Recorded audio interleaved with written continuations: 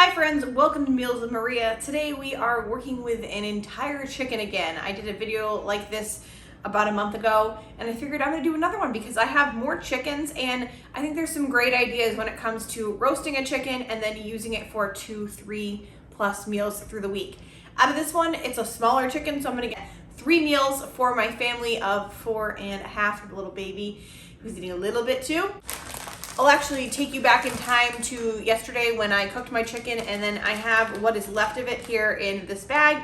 I'm gonna process this chicken up. We're gonna make some bone broth, and we're gonna make 2 different recipes that we're gonna eat the next 2 nights with the leftover chicken. Because I purchased this chicken on sale, I got it for about 99 cents a pound, and it was about $4. So $4 of chicken is going to last us 3 full meals, which are going to be hearty, healthy, and delicious. I'm also going to get a very rich and hearty bone broth that I can use for either one of the recipes in the second 2 meals, or you can just save that, put that in your freezer or fridge and use that for something different. So come along with me as we get started on a wonderful journey using 1 chicken for 3 meals. So for this particular chicken, I decided to cook it in the crock pot because wow, what a great set it and forget it meal.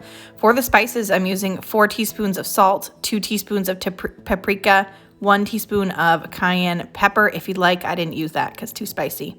1 teaspoon of onion powder, 1 teaspoon of thyme, teaspoon of white pepper. Again, if you're using pepper, then do it. I did not. 1/2 teaspoon of garlic powder and 1/2 teaspoon of black pepper. If you're getting a little nauseous, it's because I have a Ben in my hand. So you just want to take your chicken, place that in your crock pot on top of whatever vegetables you want to use. So I cut up some potatoes, some carrots, and some onions. And then I covered the entire chicken in the rub, inside and out. And it's that simple. Put the cover on, cook on low for 4 to 8 hours, and wow, look at that chicken. You can see that I was able to just pull the side off. It was so juicy and delicious. The family loved it, and it was the perfect way to cook it so that we were able to use our leftovers for multiple other meals. You can see here, just slicing some of the chicken off. Now, because this was only a 4-pound chicken and my husband was here today, because last time I did this, he wasn't here for the main meal, we didn't end up getting that much chicken, but that's okay. As Jordan Page says from Fun, Cheaper, Free, if you ever watch her, she's got some great budget tip meal ideas. She says make the protein the part of your meal, but maybe not the star of your meal. So make sure that it's just part of, and then do something else with it. So you can use 3 cups of shredded chicken to make 2 meals any day. Not a problem in my house. So I'm just cutting up an onion and some carrots, and we're gonna use those for a bone broth. So I'm gonna pour all of my chicken bones, and I even put my chicken skins. I put everything in there because I think all of it has goodness that I want to get into my bone broth. Then you wanna pour 8 cups of water into the pan, and we're gonna, with a little bit of salt, and about a teaspoon of apple cider vinegar. That will help the collagen come out of the bones. And we're gonna let this simmer for about 6 to 8 hours before even adding those vegetables. And you'll probably need to add water as time goes on because it got really, really low for me. So it depends on how you want to make your broth. If you want it to be super gelatinous and just get a small amount from it, that's totally fine. You can not add water, just watch it. You don't want to burn anything. But 6 hours later, you're going to want to add in those vegetables and then cook it for another 10 hours. So a 16 full hours. Now what I did, I started mine early in the morning and I did not get a full 16 hours in. So you'll see that my broth is jiggly, but I wanted to turn it off before I went to bed because I didn't want to wake up at 3 in the morning for my bone broth. Just personal opinion. You also do not have to go the full bone broth route. You can just make a simple broth that takes like an hour or 2. So I'll put a recipe down in the description box for that as well. I'm just storing mine in mason jars, and if you want to put those in the freezer, you just want to leave an inch of water. My preferred way to freeze this though is in a Ziploc bag because you can just slide it out and actually defrost it right in your cans, but I wanted to can mine so that I could use it in recipes just in this upcoming week. I'm going to put a date on these, and they will last for about 7 days, and if you want to go any longer, then throw it into a Ziploc bag and put it in the freezer.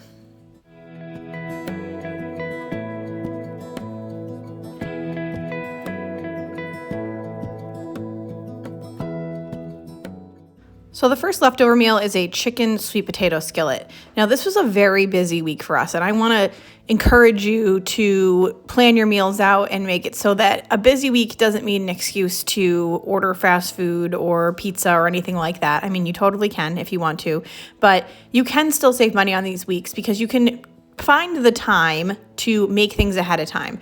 So it's earlier in the day here. I left my dishwasher open, not sure why. So I had some time at this time, so I figured I was actually going to make my meal for the night, so I had everything all chopped up and ready to go for when I got back from karate with the boys.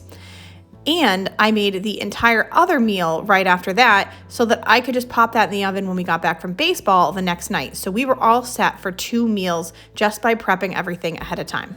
Now to pick these meals, I followed my own advice and I shopped my pantry. I came up with like 6 or 7 different recipes that I could use leftover chicken in. And then I went through my own pantry and I said, what do I have that fits into these boxes? Good news was I had everything to make this awesome chicken sweet potato skillet. And you've seen me make something like this before. It's something my family really enjoys.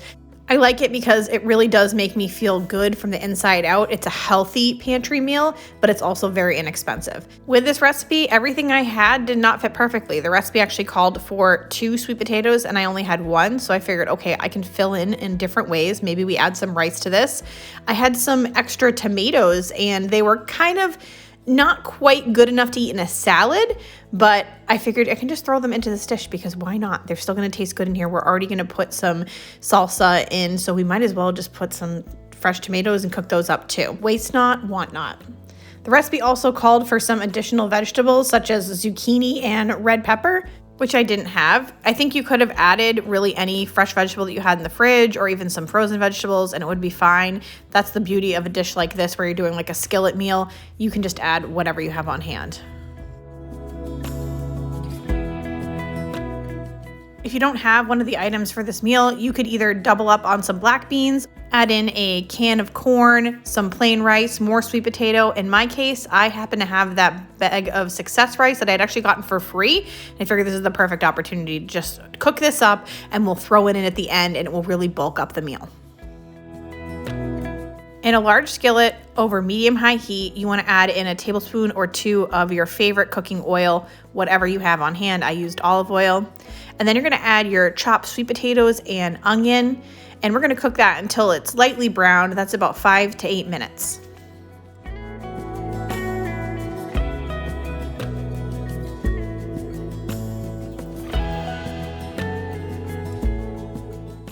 Then add in 1 clove of minced garlic and cook that for about 1 minute until fragrant. Then you want to add in your vegetables. So I'm just adding in my tomatoes, about 2 cups of cooked chicken. So I did actually use about 2 cups of chicken here, which worked out perfectly. If you don't have like a whole chicken, you weren't cooking with a cold chicken before, any leftover chicken will do. Also, a rotisserie is perfect here. So I have 1 cup of salsa and 1 container of black beans drained, as well as 1 cup of chicken broth. You can use bone broth. You can use bouillon. So if you have chicken bouillon, that's so cheap. So if you didn't make a chicken ahead of time and you're just using some leftover chicken, go ahead and use chicken bouillon. That is like the best replacement. That is so budget friendly. And if you don't have any of those things, a little bit of water and salt always works. You want to mix everything together and bring it to a boil. Then you want to cover it, reduce the heat, and simmer it for 10 to 12 minutes until your potatoes are tender.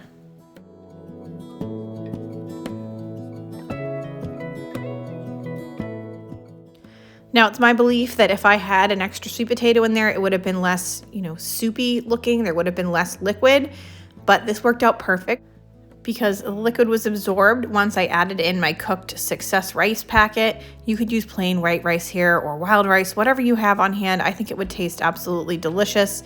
Everything mixed together was in phenomenal flavor. If I had some cilantro on hand, I would have totally sprinkled that over the top, or some fresh scallions would be good too.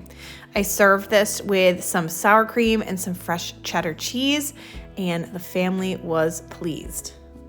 Now that same night, I got started on my chicken spaghetti. That was the perfect thing to put in a casserole for the next night. Start by cooking your pasta. Any pasta that you like will do according to the package instructions. And while that cooks, we're gonna make up our sauce. I love this recipe because it's different than what I'm used to. I've never really made a creamy pasta with a diced tomato and green chilies before, and the flavor on this ended up being phenomenal. So you want 4 tablespoons of butter, and you want to place that in the bottom of a large saucepan on medium-low. Once your butter is melted, add 1 small diced onion and cook until softened. That's about 4 to 5 minutes.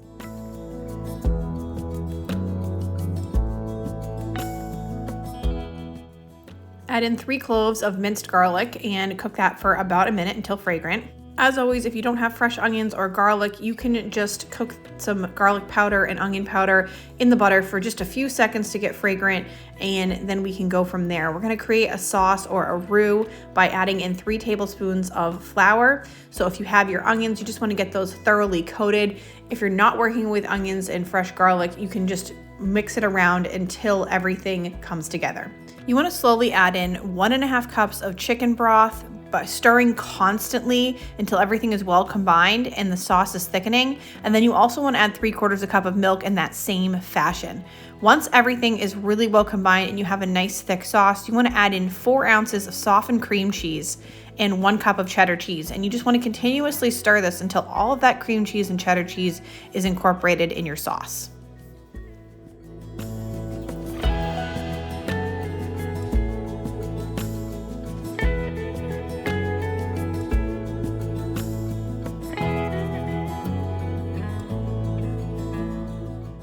Now the recipe calls for a can of diced tomatoes with green chilies or rotel, but I didn't have that. I happen to have 1 can of fire roasted tomatoes, which I love and I thought tasted delicious in this anyway, and a small can of green chilies. So I drained both of those and added those to my sauce, and it tasted delicious. So whatever you have on hand, you can always make it work. This is great because this is a sauce that is very easily made from things that you already have on hand. I didn't even need like a cream of mushroom or a cream of chicken. Oftentimes recipes call for that. This is basically making your own because it's really just a white sauce. I learned that in my last Extreme Grocery Budget Challenge. And then you want to add in chicken. So I just added the last of my chicken, which is about 1 cup of diced chicken. So it's definitely not the star of this meal, but it does add some protein. And if you have more, you can absolutely add more. I feel like you could even add a black bean or a can of corn to this and it would taste delicious as well. You just want to add in your drained cooked pasta, mix that all together. Then I'm going to pour this into a 13x9 pan and cover it with some mozzarella cheese. If you're working in like a cast iron or a Dutch oven, you can just actually pour the cheese right over top in that, and then you can bake it for about 15 minutes to just get the cheese bubbly on top. I added mine to my 13x9, then I covered it with some foil and I put it in the fridge once it cooled down so that I could cook it the next day. I cooked it for about 35 minutes on 350 and it heated up just nice. Not only did this feed us for 3 nights, but there was also leftovers from each meal for the next day for my husband and I still have some leftovers of this pasta in the fridge. So there was plenty of food from 1 chicken, and these are all great meals, whatever type of chicken that you have. I want to thank you all so much for watching this video today. I appreciate you so much. Make sure to give this video a like so we can get more great budget content.